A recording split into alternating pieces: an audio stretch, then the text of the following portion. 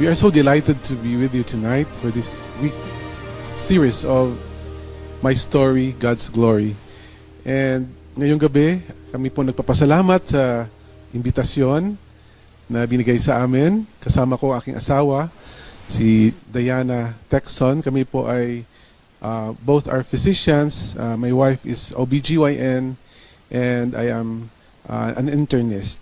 So tonight, we are humbled to recall how the Lord led us to where we are now. Magandang gabi po sa lahat. Gusto lang po naming i-share kung ano po ang kabutihan ng Panginoon, ang kanyang ginawa sa bawat isa po sa atin. Ito po ay hindi tungkol sa amin, kundi kung sino ang Diyos na buhay at kung ano ang ginagawa niya sa bawat isa sa atin. Gusto po naming simulan ang message po dito sa Psalms 139, 15 and 16. Sa King James Version, sabi po dito, "My substance was not hid from thee when I was made in secret and curiously wrought in the lowest parts of the earth. Thine eyes did see my substance yet being unperfect, and in thy book all my members were written, which in continuance were fashioned, when as yet there was none of them." Ang tinatalakay po rito kung paano po tayo nilikha ng Panginoon. Sa simula pa lang, meron na po siyang purpose para sa atin. Tama.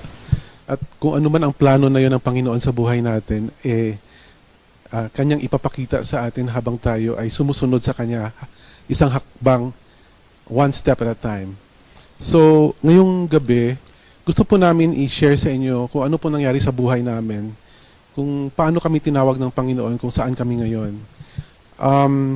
Sabi po ng isang inspired writer, "We are to acknowledge His grace as made known through the holy men of old, but that which will be most effectual is the testimony of our own experience. We are witnesses for God as we reveal in ourselves the working of a power that is divine." So, magandang makinig ng mga kwento, di ba? Sa Biblia, marami tayong kwento. Pero ang sabi dito, yung talagang epektibo or talagang effectual. Something na makakabigay sa atin ng encouragement ay yung mismong testimony natin, yung experience talaga natin as mga nilalang ng ating Panginoon.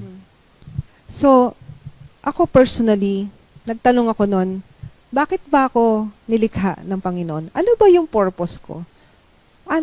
Bakit ako nag-e-exist? Kasi po, noong araw, ako po ay laking Maynila at wala po akong pangarap sa buhay. Tama na sa akin na magbarkada, tama na sa akin na may gimmick, at wala po akong nakikitang future sa sarili ko. Pero po, maski pala po sa mga sitwasyon na ganon, hahanapin pa rin tayo ng Diyos at ibabalik pa rin tayo kung saan tayo tinawag. Isang araw po, nung ako ay 4th year high school, nag-decide po ako na mag-declare ng holiday. So I declared my personal holiday. Nagrenta ako ng maraming VHS movies para manood lang po ng buong maghapon. Nung nakahanda na po lahat, nawalan po ng kuryente sa bahay namin. At doon po, sabi ko, anong gagawin ko? Bored na ako at ayoko pong makipagsapalaran sa traffic sa Maynila para pumasok na late na sa school. At habang naglalakad po ako doon sa loob ng bahay namin, nakita ko po ang isang libro. Ang pangalan po ng librong ito ay Messages to Young People. Nung binasa ko po siya, grabe po ang impact sa akin. Parang ayaw ko nang bitawan. At bawat pahina ng mga binabasa ko po, bawat counsel sa nandun, talaga pong parang tumatagos po sa puso ko. Yun po ay 3rd quarter na po nung 4th year high school ako. At doon po ako unang nag-isip tungkol sa aking kinabukasan. At sa awa po ng Panginoon, na-redeem niya po ako. At maski po yung mga nakakakilala sa akin noon, nagulat po sila sa mga ginagawa ko po ngayon dahil iba po ang Diana noon at ang Diana ngayon. Praise God for that. Yung mga experience natin, no, iba-iba. Kasi unique tayo eh. Ang Panginoon ay nilikha tayo na magkakaiba talaga ang bawat isa, walang duplicate. And that's why we are so precious in His sight, because there's nobody like you and me. And it will make a vacuum kung wala tayo sa kaharian ng Panginoon in the future. So, ang asawa ko, na-mention niya na she's also having struggles during her younger years dahil mabarkada siya. And alam ko, nag-aaral din siya sa Christian institution. Ako din. Ako nag-aaral din sa Christian institution at anak ako ng pastor. And akala nila mabait ako.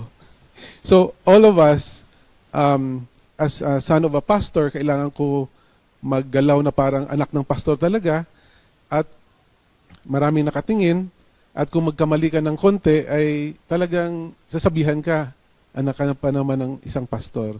So, lumaki kami na dapat sumunod. Dapat sumisimba. Dapat ganyan, ganito. Pero may maganda naman siyang nangyari sa akin, pero yung tinatawag na conversion, wala. Dahil nagiging routine, nagiging customary na lang yung ginagawa ko, dahil yun naman talaga dapat gawin. So, time came na lumalaki tayo, no? Sometimes may mga struggles sa sarili, at nakita ko na mayroon pala akong struggle. And yun pala ay dapat panagumpayan, no? To be victorious over it. And so, ang na-learn ko lang dito, ang conversion is something that is not automatic. It's an experience. So, may time na medyo balisa kasi parang disturb ka. So, you have to struggle. No? So, ang Panginoon pala, hindi siya tumitigil sa atin hanggang hindi niya nakikita o hindi natin nakikita yung sarili natin as He sees it. So, yun ang nakita ko habang nag-high school ako. Although, sabihin natin, sa class president, ganyan, whatever, SA president. So, pero at the end of the day, talagang ipapakita ng Panginoon sa atin kung ano talaga yung dapat niya na makita sa ating na iniisip natin at nasa puso natin. So, we have different backgrounds and different experiences, very unique, but the Lord in His mercy, He blended these two imperfect beings, and that's why we met at med school, and that we started our relationship together. Yes po. Nilid po ako ng Panginoon na mag-medicine po. Actually po, I was not even thinking na magiging doktor po. Gusto kong mag-psychology kasi tingin ko sa sarili ko malaki ang problema ko. So, napakabuti po ng Panginoon. Dahil hindi lang pala yung ang healing kasi ang sakit ng tao hindi lang physical eh. Andiyan yung mental at spiritual. At nandun po ako sa kalagayan na ganun. At tinawag niya po ako na mag-proceed po sa medicine. Hindi po ako handa intellectually. And nag-struggle at nilid niya po ako. Ang sabi ko lang, Lord, doon po sa isang eskwelahan na hindi po ako mag-compromise sa Sabado. Maski po naging maloko po ako noong panahon na yon, pero nung college po, meron pong isang instance na nagkaroon po ng revival sa campus. At naging isa po kami sa mga active na mga estudyante na maaga pa, nagba-Bible study kami, nagbabahay-bahay. Dumating din po ako sa panahon na ayoko nang mag-aral. Gusto ko lang maglingkod sa Panginoon. Gusto kong gumawa sa field. Gusto ko yung evangelism. Gusto ko yung prison ministry. Gusto ko. Pero may iba palang gusto rin ang Panginoon po sa amin. So, nagpapasalamat po ako kung paano niya po ako nilid. meron ako isang kaibigan na sobra po yung application form niya sa medical school sa Iloilo, sa isang state university. At binigyan niya ako ng application form na yon, at sa guidance po ng Panginoon, natanggap po ako, at si Elvin po ay taga Iloilo. At doon po kami nagkita, although nauna po ako sa kanyang nag-medicine.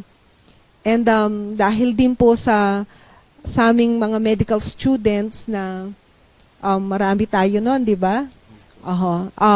Active kami sa Amicos noon, at lagi po kaming kumakanta at nag-outreach, at naging maganda po ang aming samahan. And then later po sa medical school, napansin niya ako.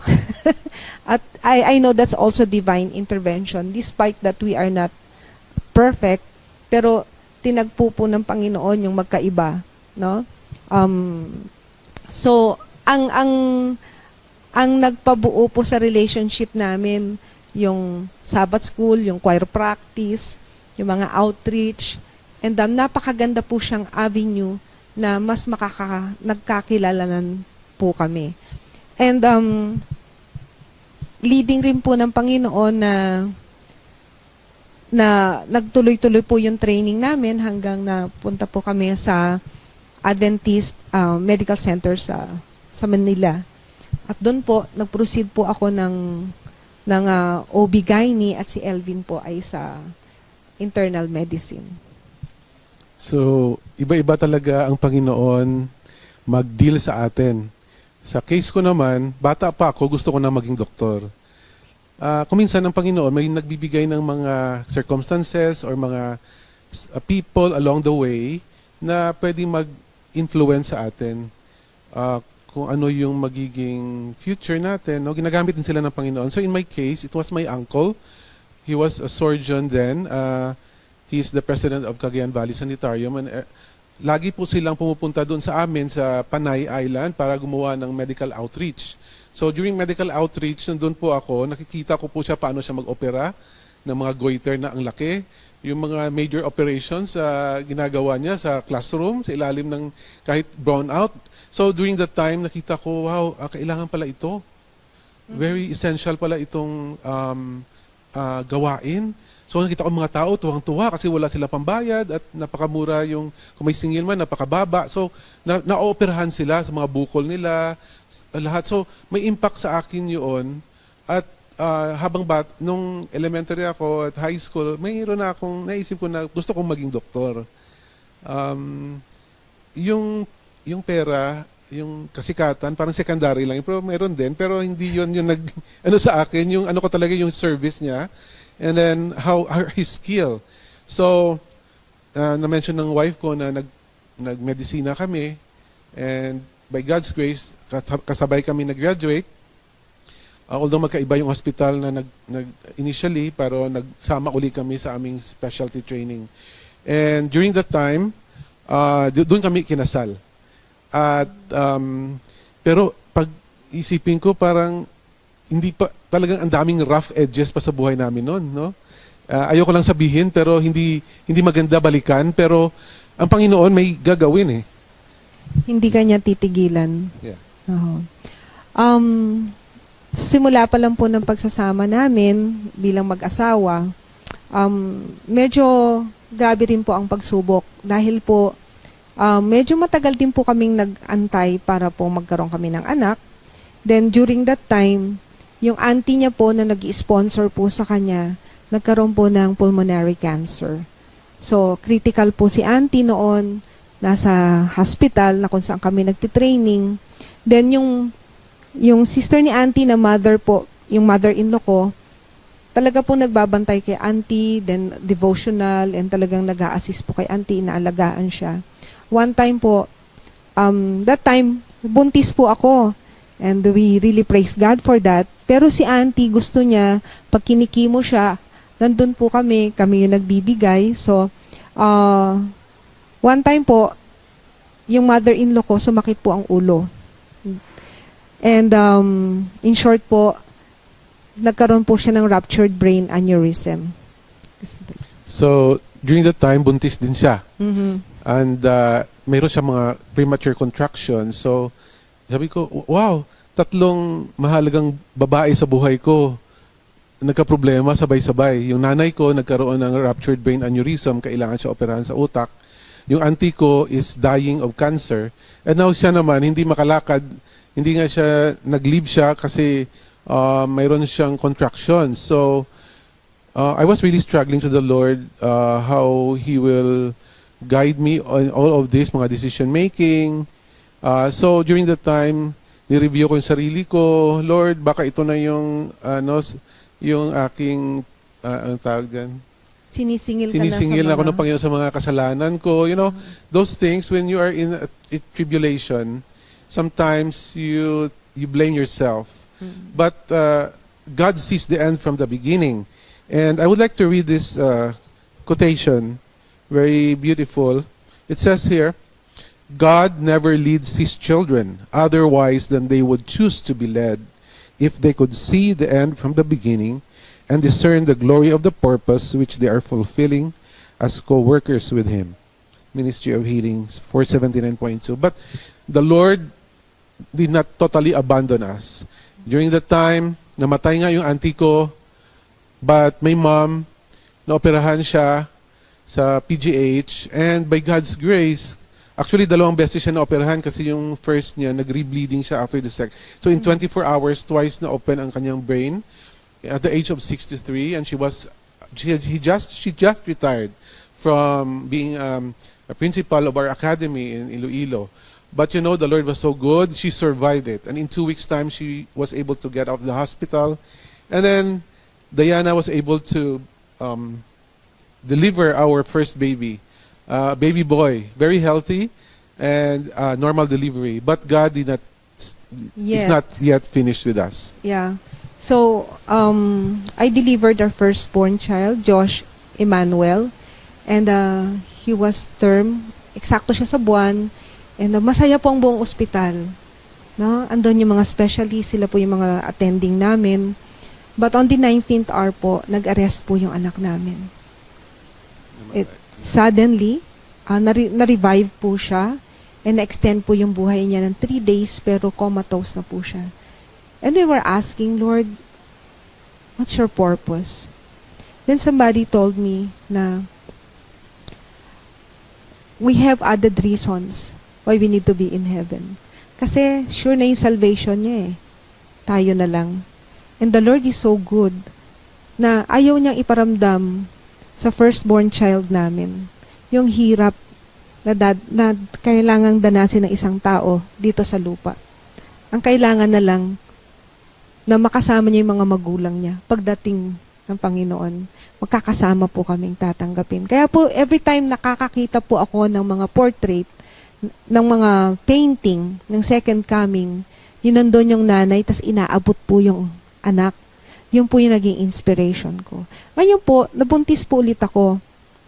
Pero po, dumating po yung time na nag-bleeding ako at na-abort po yung pregnancy na yon. Masaya po na binuksan ulit ng Panginoon yung aking womb at nabuntis po ulit ako. Pero po this time, very, very critical po. Naka-bed rest ako for 8 months. And hindi pa po eksakto sa buwan yung pregnancy ko. Nilabas po yung aming pangalawang anak na si Caleb Emmanuel II. At lifeless po siya nung nilabas, kulang pa po siya ng ilang linggo. At lahat po nag-pray para po sa pregnancy na yon at sa delivery. At that time po, wala po si Elvin. Meron po siyang isang mahalagang appointment po. And it was a turbulent experience, pero napakabait ng Panginoon dahil binuhay niya po yung bata. And nabuntis po ulit ako. No? Ganun po siguro ang Panginoon, no? Pag inalaw niya po ang isang experience, gusto niya pa rin talagang ma-master mo yung gantong pagsubok. And si Ethan Emmanuel, third, mas preterm po siya nung nilabas. Meron siyang 2 cord coil at ang liit-liit ng bata na to. No? And after some time, inalaw na naman po ng Panginoon buntis ako. Hindi ko po alam kung nakakatuwa na, pero bigay po ng Panginoon yon. At this time po, isang baby girl. Kaya lang po, mas preterm pa po siya. Mas complicated po. Ganon din po, lahat po sila septic, lahat po sila nagstay sa NICU. At ito pong youngest namin, na-intubate po siya, 3 weeks po siya sa ICU. At pinadedicate na po namin siya dahil talaga pong nag-alanganin na po yung buhay ng batang ito. At bilang magulang po, na meron pong pinagdanasan mga nagsisimula pa lang po kami sa aming pamilya. Sabi po namin, Panginoon, ano po ang purpose niyo sa amin? Ano pong purpose niyo sa buhay namin, sa mga bata? Dahil inalaw niyo pong mabuhay sila at marami pong mga taong nanalangin sa kanila.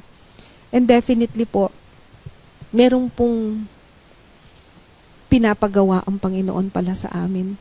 Pero bago niya po kami tawagin, kailangan niya muna kaming baguhin dahil kailangan niya po ang aming puso. At one evening po, actually one early morning, nagdi-devotional po ako. Meron po akong 3 bagay na pinag-pray, ni-request ko sa Panginoon.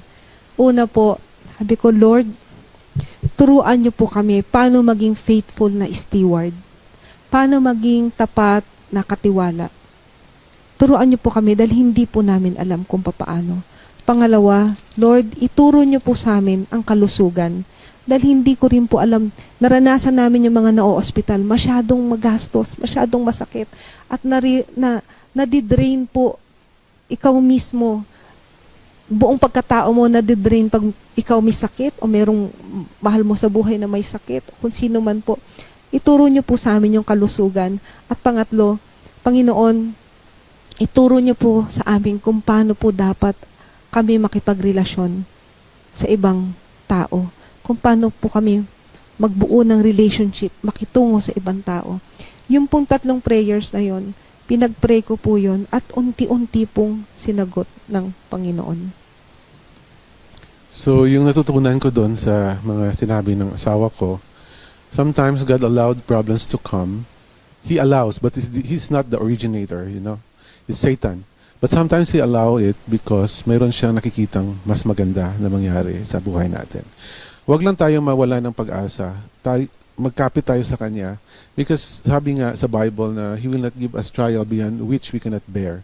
So lahat na mga trials natin sa buhay, either intentionally or unintentionally ginawa natin or through other people, as long as we make God our strength, He will not leave us empty-handed. So that's what we experienced even though namatayan kami ng anak, nagka-abortion, yung 3 napakahirap ang pagbubuntis, pero sa tulong ng Panginoon ay lahat naman nalampasan at may natutunan din kami at hindi titigil ang Panginoon hanggang tayo natututo. So ngayon, yung 3 naming anak, 16 years old ang panganay, ang pangalawa 15 and ang pangatlo 14. Pinagpipray namin na gawin nila si Jesus na best friend nila. Ang pangalan nila Emmanuel, God is with us. I would like to interrupt one more time. During the time na nagkaroon siya ng paghihirap sa pagbubuntis at nung nagkaroon kami ng mga anak na mga preterms, ang Panginoon, sa prayer niya, yung 3 panalangin niya na pinag-pray niya, inuunti-unti ng Panginoon na He answered them one by one. Una, nagkaroon kami sa ospital na kung saan kami naka-work dati sa Cagayan Valley Sanitarium, nagkaroon ng stewardship seminar. So may isang retired minister, Pastor Claro Vicente. Claro Vicente. Pumunta siya doon at nag-seminar siya about stewardship. And doon namin naintindihan kung ano yung relasyon natin sa Panginoon bilang mga katiwala niya. Na ang lahat pala nito, kahit yung cellphone ko, yung Bible ko, yung damit ko, sa Panginoon ito. At tayo ay manager lamang kung ano yung kanyang binigay sa atin. At we should be faithful stewards. And nalaman namin na kailangan natin talaga magbigay ng ating tithes and offering. Although nagbibigay naman kami, pero yung offering, hindi pa kami na-train on that area. Na ang offering pala, is our response to God's love. It should be without blemish. Actually, mas particular ang Panginoon sa offering kaysa tithes. Kasi ang tithes, nandyan na yan eh. Kumbaga, 10% na yan eh. Kung dati yung mga pilay na, like for example, may sheep, no? 1, 2, 3, 4, 5, 6, 7, 8, 9, 10, ay kasampo, yun sa Panginoon. Kahit pilayan, kahit bulag, yan ba sa ika-10, that is the tithe. Pero ang offering, it should be perfect. It should be without blemish kasi yan ang nagre-represent kay Hesus Kristo bilang the perfect offering. So doon namin nakita na, ay, kailangan pala natin ipakita yung pagmamahal natin sa Panginoon. Hindi lang sa salita, kundi with sacrificial free will gifts. So in that area, nakita namin na nung sinunod namin yon, grabe ang na-experience namin na blessing ng Panginoon. Yeah, And until now, na hindi talaga tayo mawawalan. Hindi blessing na sa pera lang eh. Yung maski sa simpleng bagay, masaya ka na. No? Contentment. Yeah. Godliness with contentment. Even in simple things. Kontento ka na. At saka, marami siyang ino-open. Ang kailangan niya lang. Actually, kaya niya inalaw yung mga tithes and offering. Hindi niya kailangan yung pera natin. Dahil kailangan niya yung puso natin. And, mga panahon na yon, nag-commit na talaga kami na, Lord, gamitin niyo kami. Gusto namin maging missionary. Pero ang nasa isip naming missionary, yung missionaryng pupunta ka sa... Yeah. Kasi bilang Pilipino, ang iniisip nating missionary yung nasa gubat, may lion, may crocodile, nandun ka sa mga malalayong lugar at mga... Yung ganun ba? Gubat. So, yun ang nasa puso namin. And ilang beses na po kaming tinawag na mag-serve po sa ibang bansa. Pero po dahil yung mga bata po ay maliliit pa, parang nag-i-intervene ang Panginoon. Sinasabi niya, wag muna, palakihin mo muna yung mga bata. Yan din po yung advice ng coordinator po sa General Conference. Then, every year, meron po kaming call. No? Then, habang nagsisimula na rin po kami ng private practice namin, life was good. I mean, nakaka-experience na po kami na kumita, nare-recognize na rin kami ng mga ibang mga kumpanya at mga ibang mga institutes. Parang, akala namin, yun na. Pero habang nakikita po naming lumalaki yung mga bata, meron pa po kaming parang hinahanap. Sabi po sa Jeremiah 33:3, call unto me, and I will answer thee, and show thee great and mighty things which thou knowest not. So, ang prayer natin ay, Lord, tulungan niyo po kami. Paano po itong mga anak namin? Then, prior to that, yung aming teacher sa medical school na naging Adventist, no? Nalaman Dr. Doris Mendoza. Dr. Doris Mendoza. Nalaman po namin yung na-experience niya. Nagkaroon po siya ng stroke, breast cancer, and uterine cancer.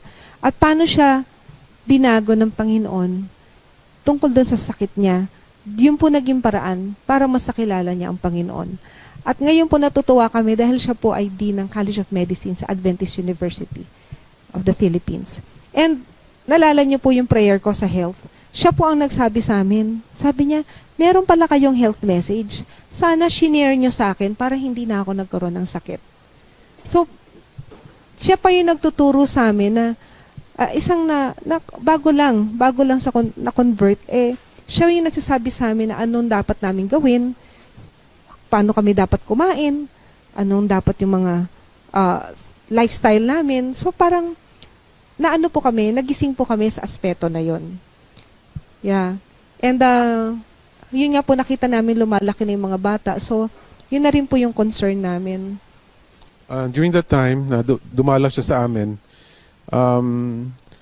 kahit ano kainin namin basta hindi bawal sa Biblia. No? So, nagka-develop ako ng hypertension, tapos nangangape din ako kasi kailangan mag-drive ng matagal. So, I took coffee, I eat a lot of meat products, you know. And then, as a physician, maraming i-invite ka sa ganito, mga restaurant, sa mga hotel, no, may mga convention. So, during that time, nag-develop ako ng hypertension, and that also made me realize. And then, timing din na dumating si Dr. Doris Mendoza. At during that time, nagkaroon ng forum ang mga doctors, no? Tinawag lahat ng doctors sa Santiago City, and then sinabi niya sa amin kung ano po yung mga mahalagang aspeto ng buhay niya. I mean, during the time na nagkaroon siya ng cancer, kasi nakadalawang cancer siya at na-stroke pa.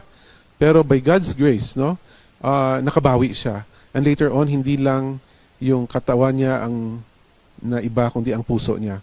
And that time, hindi pa siya naging Adventista, pumunta siya sa Loma Linda kasi nabasa niya isang libro na mayroon sa Loma Linda na heart transplant, about heart transplant, kasi cardiologist siya at gusto niya matuto pa. So napunta siya doon at sabi niya, I went to Loma Linda to learn heart transplant or heart transplantation. But when I came back, I was heart transplanted. So that's her experience, and because of that, we were so touched, and sabi namin, I think it's high time that we need to be an example to our patients. Mhm. And dahil nga po burden namin din yung pagpapalaki ng mga anak. So, nagpray po kami, Lord, saan niyo po kami gustong ilagay para po sa mga bata. And kaya po nagpray po tayo, dapat handa rin tayo pag sumagot po ang Panginoon. At dito niya po kami dinala sa Mountain View College. No? Napakaganda ng campus na to, magandang lugar, at maganda ang klima. So, dito rin po, marami po kaming nakilalang mga mababait at mga mabubuting tao. At meron pong isa na nag-introduce sa amin ng Audioverse. Isang app siya na nandun yung mga magagandang mensahe. So, lagi po kami nakikinig ng Audioverse. So, nakikinig po ako, usually, since doctor kami, sa medical missionary work. Then, marami po dong conference na nakita po namin. One time po, merong isang kaibigan na nagsabi sa amin, merong meeting sa Indonesia, baka gusto nyong umattend. Outpost Centers International. And, umattend po kami doon. Kami lang po ang Pilipinong nandun, at saka meron pang isa, pero lumaki sa US. Then, habang nandun po kami, nag-communicate din po siya doon sa lagi namin pinapakinggan sa Audioverse, sa Adventist Medical Evangelism Network. Parang sunod-sunod na pong bumukas, no, ang mga opportunities. And binigyan kami ng pagkakataon na maka-attend po sa Amen USA nung 2017. At doon po marami po kaming nakita, marami kaming na-realize na nakakatuwa naman tignan tong mga doktor na to na hindi lang pagpapagaling sa sakit, kundi sa buong pagkatao. Doon po kami na-inspire na marami palang mga doktor na ganun po ang ginagawa. Talagang mas mahalaga po ang mag-pray kaysa gumawa ng reseta. Amen. Gusto ko lang basahin ito as part of na-mention ng wife ko nung nabuksan ang isip namin na hindi lang pala pagpapagaling sa physical aspect ang aming dapat gawin, kundi pati ang emotional, mental, and spiritual. Sabi dito ng isang inspired writer, it was his mission, it's pertaining to Jesus Christ, to bring to men complete restoration. He came to give them health and peace and perfection of character. So, hindi lang basta-basta na ang pagiging doktor ay makareseta lang, mapagaling ang pasyente o uwi, na hindi na bago ang puso. Kasi, pag hindi na bago ang puso, babalik din siya sa dati niyang gagawin at mas serious na pagbalik niya or marami pang madamay. So, ito yung natatak sa isip namin nung pumunta kami sa isang organization na tinatawag ay Adventist Medical Evangelism Network, grupo ng mga dentista at mga doctors na mga Seventh-day Adventists na ginagamit nila ang health as at the right hand na maipasok ang gospel, which is Jesus Christ. So, nalaman din namin na during Jesus' ministry, Jesus devoted more time to healing the sick than to preaching. So ibig sabihin, this shows that healing was central, an expression of divine love in action. So paano natin mapakita yung pag-ibig ng Panginoon sa pamamagitan ng pagpapagaling? At hindi lang ito basta sa mga pastor or sa mga doktor lang. Ito ay sa kabuuan. No? Tayo na mga anak ng Diyos, we are called to become medical missionaries, to heal the body, the mind, and the spirit using Christ method. So hindi lang pala yung to add years to your life or to add life to your years. Ano pala ang purpose ng healing ng Panginoon? Yes. No? Yeah. 'Di ba? Ano 'yon? To add eternity. To add eternity. So, dahil po dito, marami pong binuksan ng Panginoon sa amin, lalo na po nung pandemic. At nakita po namin yung opportunity po. Dahil po, maski sino po yung pasyente namin, kung sasabihan namin na, makakatulong ba kung ipagpipray ka namin? Walang tumatanggi. No? At doon na po, unti-unti nang tumultulo ang kanilang mga luha at talagang very open po sila. At ito po ay naramdaman namin na hindi lang dapat nakalimitado sa amin o sa clinic. Meron palang magandang plano ang Panginoon. Meron po siyang gawain na pinapagawa, lalo na po sa syudad. Kaya po, meron pala siyang design na kailangan natin dahil naranasan natin ng pandemic, na lockdown, tapos kung nasa syudad ka, ang hirap, aasa ka lang kung anong ibibigay sa'yo ng pagkain, yung mga ayuda. Kung babalikan natin yung mga councils, napakaganda pala talaga. Kung meron kang isang tahanan, isang lugar na malayo sa syudad at doon, magtanim ng ating provision. Sabi ko nga kung ito yung bunga nito, kinakain ko ngayon, hindi ako matatax. Di ba? Ma-enjoy ko siya. Walang corruption. No?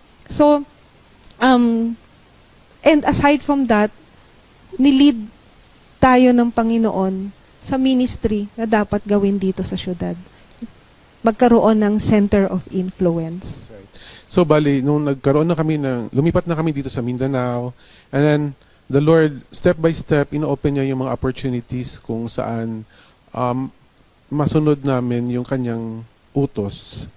So sa clinic, ang daming tao na pumupunta na ang problema ay chronic diseases or non-communicable diseases or tinatawag natin na preventable disease, which means na pwede sana ma-avoid na mga sakit, no? Pwede malikayan. So anong klaseng mga sakit na to? Hypertension, diabetes, cancer, chronic kidney disease, pulmonary disease. So sa amin, yung PCOS, ang dami-dami niyan. Yes. So yung pag pumupunta ang pasyente sa clinic, hindi naman kami masyadong matagal mag-educate sa kanila kasi mayroon pang naghihintay during the time na I was still very active in my practice, so kasi sa internal medicine. So nakita ko na talaga ang top 10 killers, no, mortality ng Pilipinas, number 1 ang heart disease. No, kahit nung karoon ng pandemic, number 1 pa rin ang heart disease. Then followed by cerebrovascular disease, neoplasms or cancer, and diabetes. And na-identify din natin kung ano yung mga sanhi nito, no, based sa scientific studies ngayon. High salt, saturated fats, no, and smoking, all those things. So kaya nag-usap kami, anong magawa natin? Anong pwede nating gawin para ma-educate natin yung ating mga pasyente?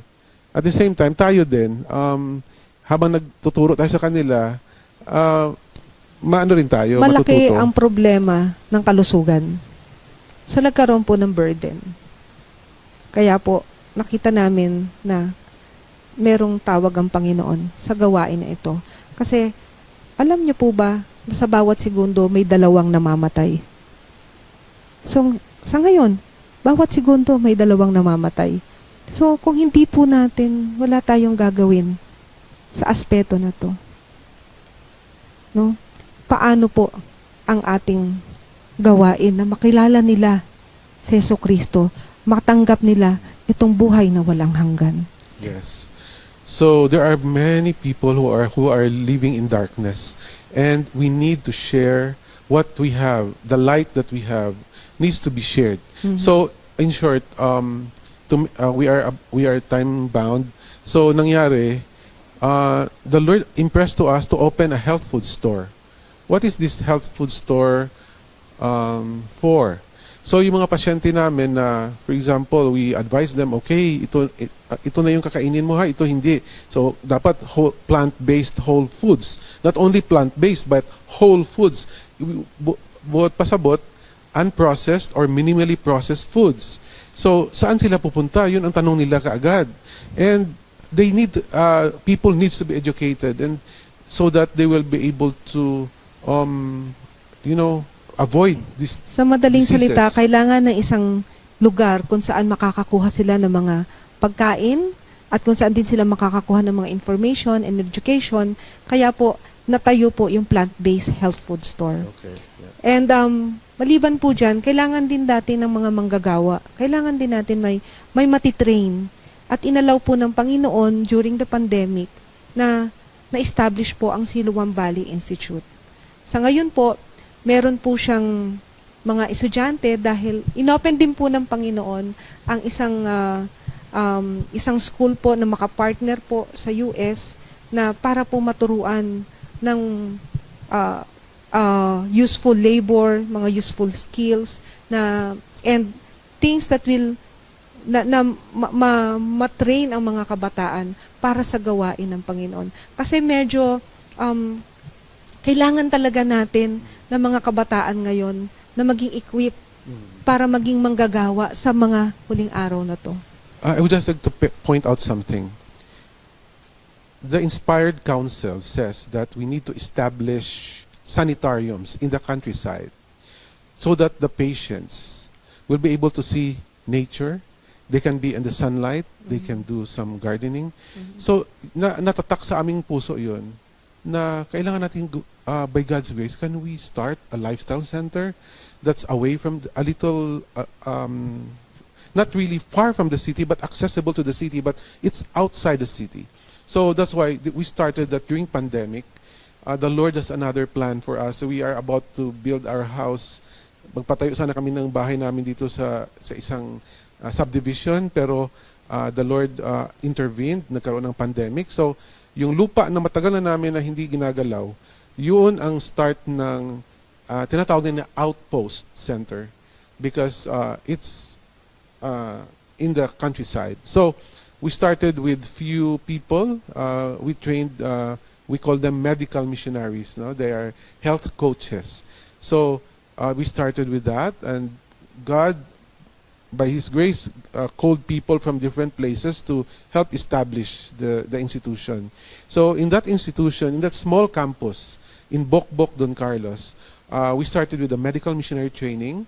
Then we started with agriculture, and then to plant more fruit trees, orchards, and vegetables. Then we have the food factory, in which we produce healthy food, alternative to meat, and healthy juices. Then the construction was being being started on campus, and all those other ministries, the welfare ministry, and then we go to the city, and we go back to the countryside in the evening. So to rejuvenate, to be invigorated again, to work the cities, because the cities now are very much densely populated, and there are a lot of people who are in the cities. Maraming nagkakasakit. And sometimes mga taga-syudad. they are the neglected, populace. So they need to hear God's word. They need to learn the truth before it's too late. Because in the cities, doon nagkaroon ng mga violence, and in the last days, we know that the crisis is coming, and the cities will be affected first. So we need to, as we have more time, as God still gives us time, we need to rally together and practice what we preach by God's grace, and then share it to others. Yeah. Kaya po, nandun na tayo sa panahon gaya ng panahon ni Noah. 'Di ba? Na